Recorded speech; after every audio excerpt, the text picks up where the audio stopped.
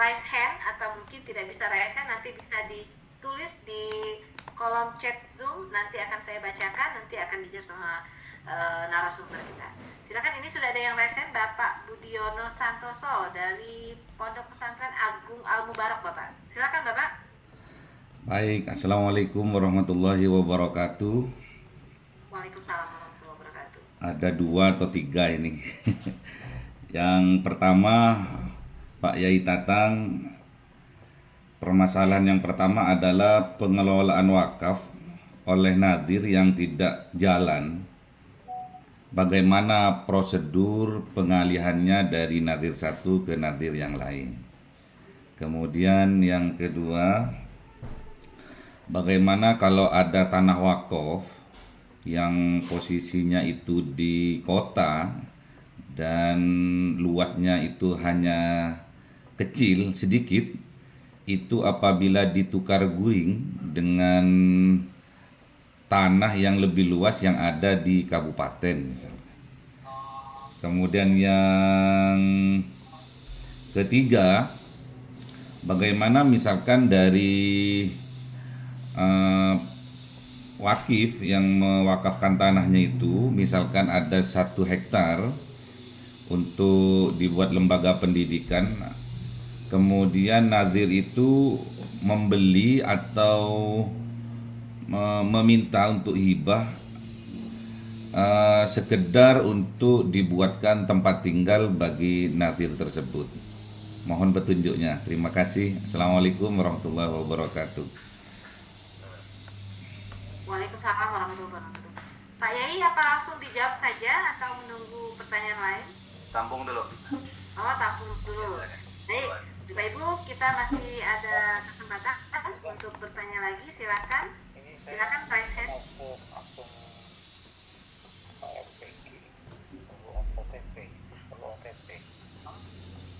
Silakan Bapak Ibu, ada yang masih raise hand?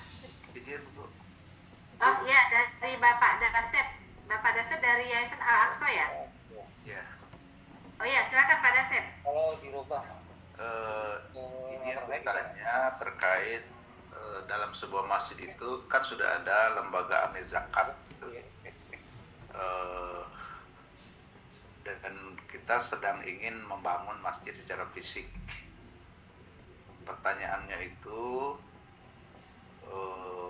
ketika kita membuat badan wakaf, apakah itu akan tidak menjadi tumpang tindih dengan lembaga amil zakat yang ada gitu, nah bagaimana memisahkan pengelolaannya supaya pembangunan fisik masjidnya nanti, kan sekarang misalkan orang nyumbang tuh ke saya ingin untuk bangun masjid itu ada. Nah nanti apakah dengan ke wakaf apakah jadi terpecah atau seperti apa, mohon pencerahan. Terima kasih Ibu. Oke, artinya gini Pak Dasep, artinya ini Bapak buat menerima penghimpunan wakaf ya, tapi tidak hanya wakaf tapi ada juga dana zakat juga, maksudnya seperti itu ya?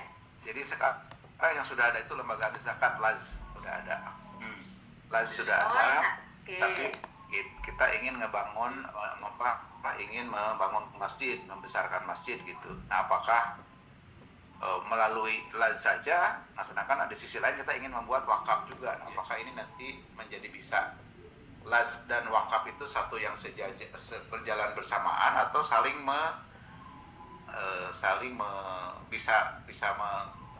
tidak sejalan gitu. Terima kasih. Halo Pak. Ya, tangkap. Oh ya, silakan Pak Yai, mungkin langsung saja Pak Yai. Satu lagi. Ini ada pertanyaan. Satu lagi nggak ada? Masih satu lagi ya? Oke, saya jawab dulu. Masih ada satu lagi? Oh Pak Tian. Ya, silakan Pak. Atau Ibu Hafsah. baik, siapa nih yang dapatnya? Oh, dari Pak Tian, ya Pak. Baik, Pak Tian, monggo Pak Tian. Oh ya, baik. Alhamdulillah, terima kasih. Ya, baik. Alhamdulillah, terima kasih. Baik Tatang atas pematerinya. Jadi yang ingin jadi pertanyaan saya adalah pertama, mungkin satu aja kali ya. terkait dengan hasil dari investasi wakaf produktif itu ya. Nah, itu apakah boleh ya setelah kita mendapatkan hasil itu diputar kembali seluruhnya gitu?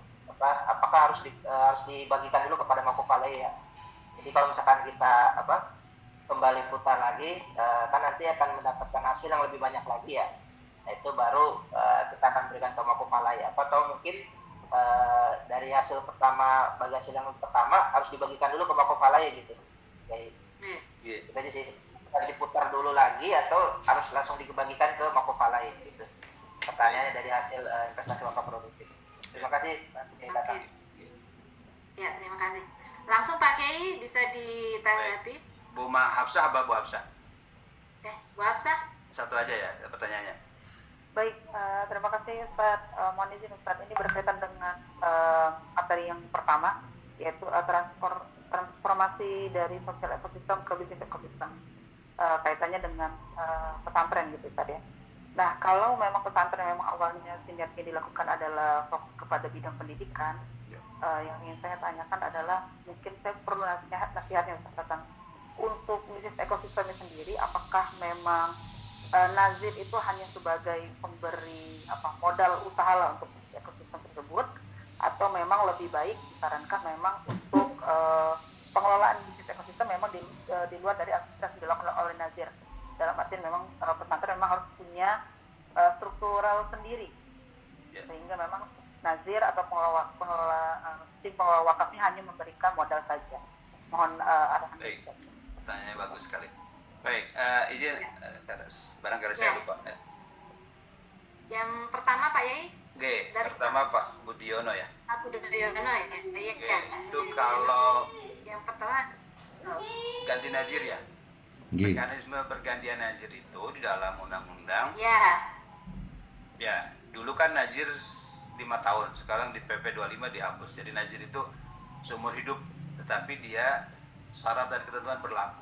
Jadi kalau dalam undang-undang itu ada klausul begini, kalau nazir setahun tidak ngelola wakaf, itu KUA atas dasar inisiatif sendiri maupun usulan ahli waris wakif atau masyarakat bisa mengusulkan ke BWI untuk mengganti nazir. Jadi pergantian nazir itu ada di BWI kewenangannya. Tentu BWI ketika mengganti nazir dia harus punya dasar. Karena BWI kerap kali juga digugat ketika mengganti nazir, tiba-tiba digugat oleh orang yang merasa diganti ke PT UN gitu, karena persoalan yang rumit. Jadi pergantian nazir itu ada alasan dalam undang-undang, misalnya meninggal dunia, mengundurkan diri, ya, diganti karena ada alasan-alasan tadi soal tidak mengelola, ada urusan hukum, ya. Berurusan dengan dia di penjara melebihi 5 tahun misalnya, ya, karena dia intinya tidak mampu mengelola, terhalang secara personal dan secara hukum. Lalu ada soal tidak mampu menelantarkan, itu beberapa alasan. Jadi nanti ketika diajukan ke BWI punya mekanisme, misalnya due diligence proses yang melibatkan dua pihak itu secara fair. Yang diganti ditanya apakah betul saudara ini. Kalau nanti mengundurkan diri ada bukti pengunduran dirinya. Kalau meninggal ada bukti keterangan meninggalnya. Kalau di penjara ada bukti putusan pengadilannya. Nah, kalau yang seringkali jadi perdebatan itu adalah ketika dianggap tidak mampu. Si nazir merasa saya mampu, saya ngelola. Nah, nanti ini perlu kajian secara objektif oleh Badan Wakaf Indonesia. Jadi memang ini juga agak krusial. Seringkali bukan hanya urusan teknis atau yuridis, urusan harga diri kadang. Yang nggak mampu pun punya harga diri, nggak mau diganti. Ya, maksud saya diganti, padahal prinsipnya kan wakaf nazir itu tidak memiliki, dia hanya diberi amanah. Bahkan saya sampaikan, kalau bapak ibu hanya jadi nazir rugi pak. Nazir itu diperiksanya lama, kaki dia tidak bisa bergerak di alam mahsyar sebelum bisa menjawab pertanyaan-pertanyaan, termasuk salah satunya juga tentang wakaf. Jadi Kalau yang enak tuh jadi wakif, langsung masuk surga. Nah, jadi atau nazir yang wakif. Nah, ini lebih keren. Saya termasuk, dan dalam hukum itu tidak ada alasan wakif menjadi nazir. Tidak ada larangan wakif menjadi nazir. Gak ada larangan. Nah, sama Umar kan mengelola aset wakafnya. Ini nazir berarti kan. Baru sudahnya ada dilanjutkan. Saya berwakaf kepada yayasan yang ketua yayasannya saya. Jadi di akta ikrar wakaf itu saya tanda tangan sebagai wakif dan sebagai pribadi sebagai ketua yayasan. Boleh. Saya sebagai pribadi dan saya sebagai ketua yayasan. Nggak ada larangan. Nah, ketika nazir menjadi wakif menjadi nazir, dia bertanggung jawab supaya asetnya produktif dan terus mengalir pahalanya dan semakin berkembang. Jadi mekanisme pergantiannya itu tadi agak panjang melalui KUA, ya, usulan dari wakif. Siapa yang mengganti? Nah, ini ada beberapa dalam peraturan BWI.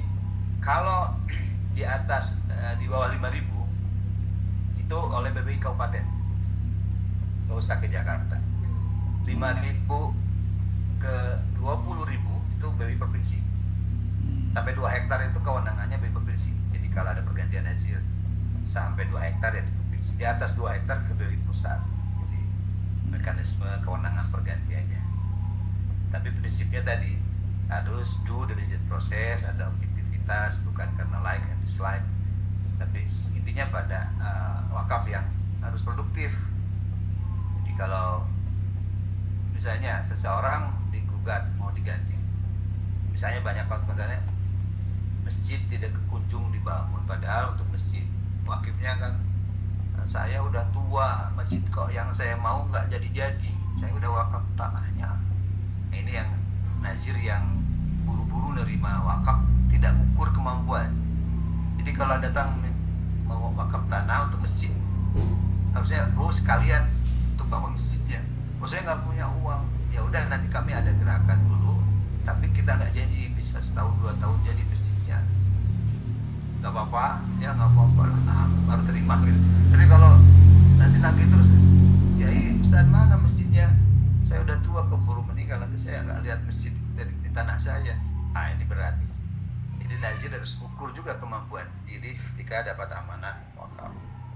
Nah, bagaimana tadi kalau rislah ada tanah di kota kecil, ingin ditukar di kabupaten supaya dapat luas. Nah, ini namanya istibdal, namanya rislah. Rislah itu ada 3 alasan yang dia dilarang tetapi dikecualikan tadi di pasal 41. Dikecualikan apa? Ada alasan kepentingan umum, misalnya itu akan menjadi pasar atau perkantoran, atau ada sekarang isu PSN, proyek strategis nasional, ya, kepentingan umum. Di dalam undang-undang terkait kepentingan umum itu banyak sekarang, ada 26 jenis aktivitas yang dikategorikan kepentingan umum, dari mulai pasar, rel kereta, bendungan, kawasan khusus, kawasan ekonomi khusus, itu dianggap kepentingan umum. Jadi sekarang semakin banyak kriteria kepentingan umum, semakin berbahaya sebetulnya bagi publik, ya kan. Negara punya alasan sebagai dibalik konsep kepentingan umum. Artinya, namun bahwa ada mekanismenya, jadi masyarakat diajak diskusi, nggak bisa main ketok sendiri. Ini kepentingan umum, ujung-ujungnya kepentingan pemilik modal, nanti berbahaya. Oke, nah apakah mungkin? Nah, tentu kalau ada alasannya, tadi alasan kepentingan umum, alasan keagamaan mendesak, alasan tanah itu tidak dapat difungsikan sesuai peruntukannya. Nah, nanti diajukan ke BWI mengkaji alasannya ada tidak. Kalau alasannya ada, masuk. Alasannya ada, penukarnya juga harus apple to apple. Bahkan bahasa hukumnya lebih sekurang-kurangnya sama. Jadi kalau sama itu kurang. Gantinya itu sama. Tentu kan tadi di kota kecil, misalnya hanya berapa meter, ratus meter. Di kota, di kabupaten bisa ribuan meter kan. karena zonanya beda. Nah, di dalam kajian kami selama ini sama itu dari sisi nilai dan manfaat, tidak hanya luas, jadi luas dan nilainya. Jadi kalau hanya luas nanti ditukar di kabupaten dapat kecil juga, padahal kan luasnya sama. Tapi nilai manfaatnya, posisi strategis dan dapat dikembangkan. Nah, berarti posisinya nggak apple to apple kan? Satu di kota, satu di kabupaten. Jelas nggak beda, nggak akan sama. Kalau gitu nggak bisa, ya dari sisi penukarannya nggak masuk, jadi ditolak. Tapi ada alasan lain, misalnya tidak dapat difungsikan sebagai peruntukan. Di kotanya itu di pasar, tepi pasar, tepi rel kereta untuk madrasah. Kalau ada madrasah di situ nggak kondusif, misalnya, nggak aman. Nah, itu bisa masuk.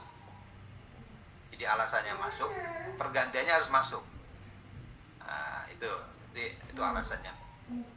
Gitu Pak, ya bisa ya. Jadi pergantiannya harus sebanding. Juga ada alasannya. Yang ketiga tadi, boleh nggak tadi kalau saya nggak salah tangkap, ada fasilitas yang dimanfaatkan di dalam komplek wakaf untuk perumahan ya, untuk rumah Ustadz ya, atau apa? Ya, dalam konteks pengelolaan dan tidak dimiliki, itu boleh-boleh saja sebagai bagian dari bentuk pengembangan wakaf yang dimana dan berhitung misalnya kalau dia pulang pergi jauh dari sisi opportunity cost dan lain-lainnya, belum lalu soal intensitas pengawasan kegiatannya juga, maka diperlukan ada tempat untuk para pengurus, boleh. Tentu nanti bentuknya bukan hak milik, jadi hak pakai atas aset yang nanti tentu Nazir berhitung. Tadi yang dimaksud berhitung tuh opportunity cost-nya dibuat semacam ya tadi ada lebih, ketika dia standby di situ akan ada intensitas kerja yang baik, akan menghasilkan keuntungan yang lebih luas lagi misalnya, itu bisa dimungkinkan. Itu prinsip-prinsip itu pada sebuah kewajaran dan kepatutan saja ya, pada intinya dimungkinkan. Perlu para kiai, dan itu juga punya, biasanya ada para kiai yang agak hati-hati, beliau beli tanah untuk sendiri lalu beliau bangun untuk rumahnya, supaya betul-betul dia tidak menggunakan tanah wakaf untuk kemanfaatan dia sendiri. Kalau ada kemanfaatan, sebaiknya yang tertib dibuat semacam hitungan sewa. Nanti sewa itu masuk dalam keuntungan wakaf. Kenapa dia sewa? Dia dibayar, bayaran dia untuk nyewa gitu. Ya gitulah dihitung. Karena setiap apapun transaksi itu harus dipertanggungjawabkan. Setiap langkah dalam prosedur bisa ada akuntabilitasnya. Kemudian las tadi, antara las dengan wakaf tentu kan berbeda ya.